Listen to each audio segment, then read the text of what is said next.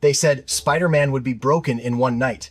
But what he discovered in Gotham's shadows will rewrite everything you know about both heroes. I am exposing the one villain who revealed darkness inside Peter Parker himself. You have to see the final, heartbreaking confrontation to understand why he can never return. Gotham doesn't welcome heroes. It chews them, spits them, and buries their ideals beneath smoke and sirens. When Peter Parker swung into that skyline for the first time, the air itself felt different, heavy, electric, corrupted. New York's skyscrapers gleam with morning light.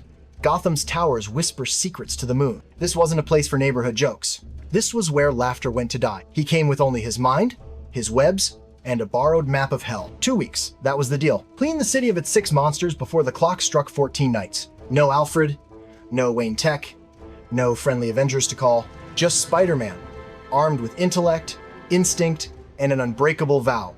No life-taking. His first night smelled of weapon powder and cheap smoke, Oswald Cobblepot's calling card.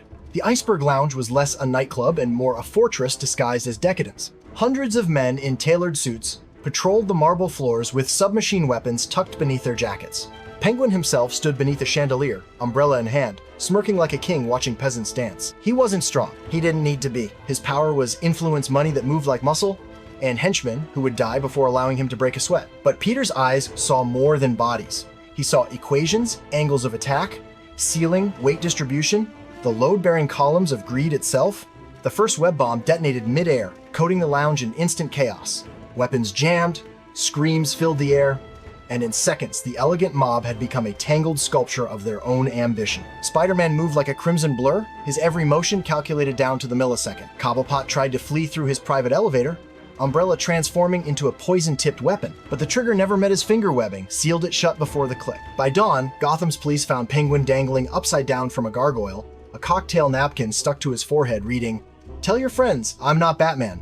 If Penguin was intellect without morality, Bane was radical without limits. His legend came long before the venom tube strapped across his spine, the man who broke the bat. And tonight, he planned to break the spider. They met in the gutted remains of an abandoned subway. The air was thick with dust and ego. Bane's voice echoed through the tunnels, calm and cruel. "You think webs can hold a hurricane?" Then came the charge, a wall of muscle moving faster than physics should allow. Concrete cracked beneath each step. His veins glowed a sickly green as venom surged through them. The first hit was thunder. The second, an earthquake. But Spider-Man wasn't there to be hit. His body danced between strikes, guided by the silent whisper of the spider sense, that invisible symphony that told him exactly when to move, where to dodge, how to survive. When Bane grabbed a subway car and hurled it like a toy, Spider-Man caught it midair with a single hand and redirected its path into the ceiling, collapsing a tunnel of steel between them. The shockwave sent both crashing to the floor. For a moment, the two were still predator versus predator, breathing in rhythm with destruction itself. Peter knew brute strength wouldn't win this fight. Bane's venom made him a tank, but tanks need fuel. With surgical precision, Spider-Man launched web lines not at Bane's body, but at the glowing vials along his belt. A single yank and the hiss of broken glass filled the chamber. The green drained from Bane's veins, replaced by exhaustion. "You fight like a man with something to prove," Bane rasped. "No," Peter replied, crouching in the dark. "I fight like a man who's already lost too much." Bane collapsed before sunrise. The city trembled, unaware that one of its nightmares had just been subdued by a boy who refused to quit. Night 3 was different. Gotham's rain didn't just fall, it hunted. Every droplet seemed to echo the same question. Who are you, really? That's what Clayface does best. He turns your reflection into your enemy. Basil Karlo emerged from the shadows, not as a monster, but as Peter Parker himself. Same eyes, same guilt, same trembling voice whispering, "You can't save everyone." His body rippled like wet cement, forming limbs and faces that shouldn't exist. The first strike came from behind a clay fist big enough to crush a car. Peter barely rolled aside as the blow shattered the asphalt. His spider sense screamed, but the chaos was unpredictable. Clayface wasn't bound by human anatomy. He became a wall, then a wave, then 1,000 hands clawing for his prey. Spider-Man's web shooters jammed, his mask smeared with mud and fear. But this was the part Gotham didn't understand. Chaos is Spider-Man's natural habitat. He thrives when the plan collapses. Between one heartbeat and the next, Peter calculated the rainfall, the proximity of hydrants, the nearest fire line. He fired a web line to a broken hydrant, yanked hard, and let Gotham's own veins flood the street. The water hit Clayface like divine punishment. His form began to melt, pieces sloughing off into puddles that screamed in human tones. "You can't wash me away," he roared, even as his body dissolved into sludge. Peter watched silently, drenched in both rain and conscience. He didn't celebrate. In another life, Clayface might have been a victim too, a man devoured by ambition and mutation. In Gotham, villains weren't born evil. They were sculpted by tragedy. As the dawn broke through the storm, Spider-Man perched atop a rusted lamppost. 3 nights down, 3 monsters buried. But in Gotham, victory is an illusion. Somewhere deeper in the city, fear itself was breathing and riddles and madness waited in the dark. Gotham never sleeps, it just mutters in its own nightmares. By the 4th night, Spider-Man had stopped cracking jokes. The laughter that once disarmed criminals now sounded misplaced among gargoyles and corpses. Every swing echoed off cathedrals that felt older than hope itself. And then, through that mist of neon and sorrow, came the Doctor of Fear. Scarecrow, the alchemist of terror. Jonathan Crane didn't need strength or gadgets. He weaponized the human mind. His lair was a cathedral of chemical stench, shattered vials, glowing amber, screams painted into the walls. When Spider-Man broke through the skylight, the air changed color. The first breath tasted wrong. A whisper followed. "Tell me, Peter, what's your biggest failure?" The gas hit him like a memory. Uncle Ben, Gwen Stacy. Every scream he'd sworn to prevent replayed in feverish loops. His mask melted in hallucination. The floor twisted into a spider's web woven from gravestones. For a heartbeat, Gotham itself became his guilt. But the difference between Peter and Gotham's victims was the voice inside him, the one forged in every fight he'd survived. You've been here before. The spider sense flared. A lifeline in the fog. He backflipped over a hallucinated Ben Parker, ripped the filters from his mask, and sealed his breath behind a layer of improvised webbing. Science meant instinct webbing strands laced with carbon filters he'd once used in Oscorp labs. Crane lunged from the haze with a taser sickle, confident his prey was still drowning in nightmares. Instead, Spider-Man caught the weapon mid-arc and spun him into the wall with surgical precision. The gas still lingered, curling around the doctor's words as he coughed blood.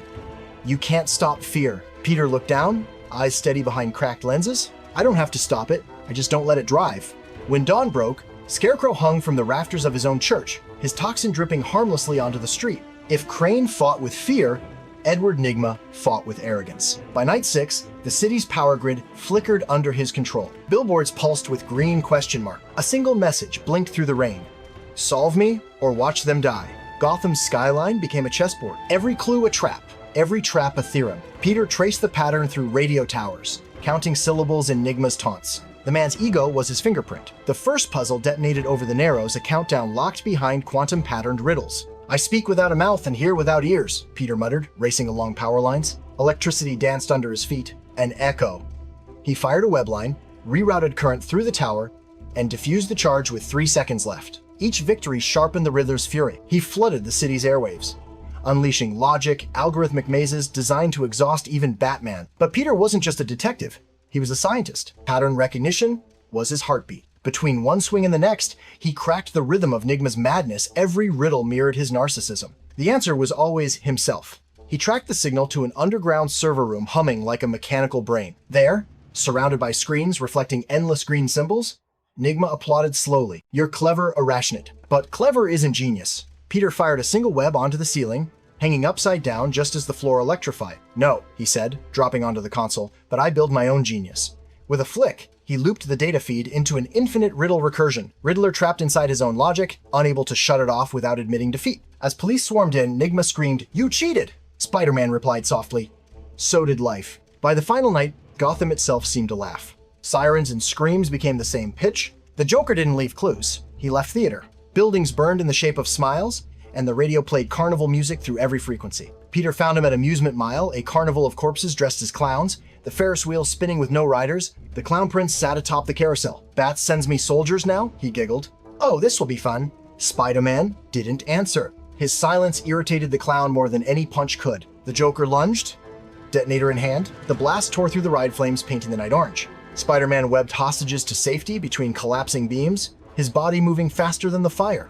"Why so serious, Bug Boy?" Joker sang, tossing grenades shaped like smiles. One went off too close. Peter's suit shredded, ribs cracking. The pain was real, but so was the rage. Joker's laughter echoed, "You're just like him. You save the monsters so you can feel superior?" Peter's voice was calm. "Dangerous. You mistake mercy for weakness." The fight became feral. Spider-Man's fists blurred not for vengeance, but for silence. Every punch drove the laughter further back until the clown choked on it. When the dust cleared, Joker lay broken yet grinning, blood painting his teeth red. "You stopped laughing too," he whispered. Peter stood over him, trembling. The black suit called from memory the part of him that understood destruction. One twitch of the wrist, and Gotham's eternal problem would end. But Spider-Man dropped the symbiote thought like ash. He webbed Joker to the Ferris wheel frame and whispered, "You win when I become you." Police sirens approached.